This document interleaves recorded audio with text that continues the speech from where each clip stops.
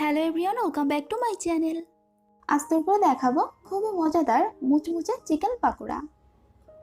এটা খুবই অল্প সময়ের ভিতর তৈরি করে নেওয়া যায়। চলুন রেসিপিটি দেখে নিন। এখানে আমি একটা বাটির ভেতর 250 গ্রাম মুরগির মাংস নিয়ে নিয়েছি। মুরগির মাংসগুলো এরকম ছোট টুকরো টুকরো করে কেটে ধুয়ে পরিষ্কার করে নিয়েছি। এবারে মুরগির মাংসের ভেতর দিয়ে দিচ্ছি হাফ চা চামচ মরিচের গুঁড়া, হাফ চা চামচ হলুদের গুঁড়া, পরিমাণ মতো লবণ,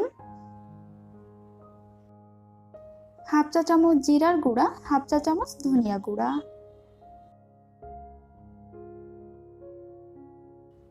আর দিচ্ছি 1 টেবিল চামচ কাঁচামরিচ কুচি। মরিচের পরিমাণটা আপনারা আপনাদের পছন্দ মতো কম বেশি করে দিয়ে নিতে পারেন। দিচ্ছি হাফ চা চামচ আদা বাটা, হাফ চা চামচ রসুন বাটা,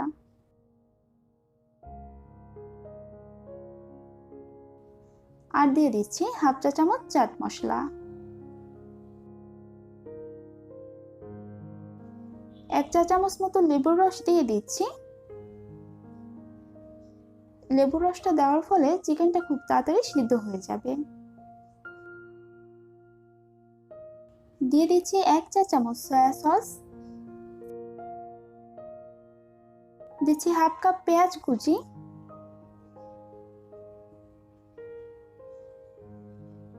এবার একটা চামচ দিয়ে এই সবকিছু ভালোভাবে মিশিয়ে নিচ্ছি।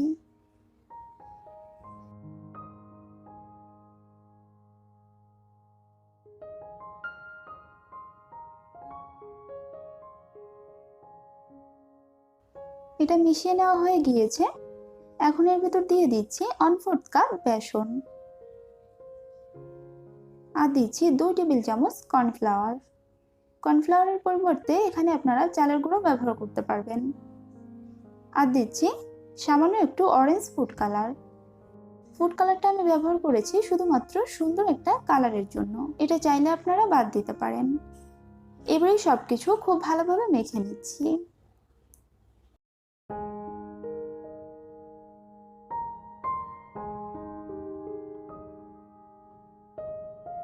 এখানে একটু জল দিয়ে এটা ভালোভাবে মেখে নিচ্ছি।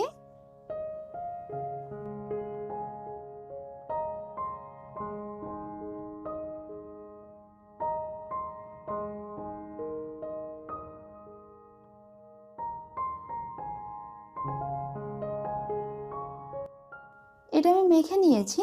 এটা এরকম একটু আঠালো হবে।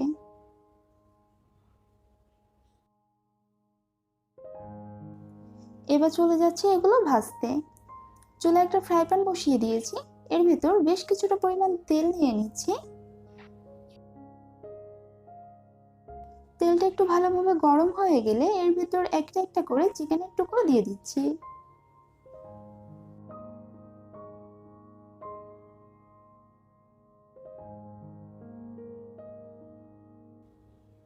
মিডিয়াম লো আছে এগুলো কিছুক্ষণ ভেজে নিতে হবে। এক পিঠ ভাজা হয়ে গেলে এটা উল্টিয়ে দিচ্ছি। চুলার আঁচটা বাড়িয়ে দিয়ে এটা ভাজতে যাবেন না, তাহলে কিন্তু বাইরের দিকটা কালার চলে আসবে আর ভেতরে কিন্তু কাঁচা থেকে যাবে।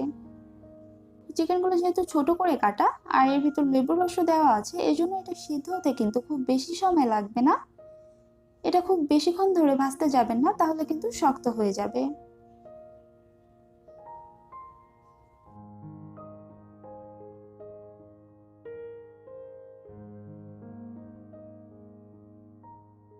পাকোড়াগুলো আমি প্রায় 5-6 মিনিট সময় ধরে ভেজে নিয়েছি। সুন্দর একটা কালার চলে এসেছে। এই পর্যায়ে তেলটা ঝরিয়ে উঠিয়ে নিচ্ছি।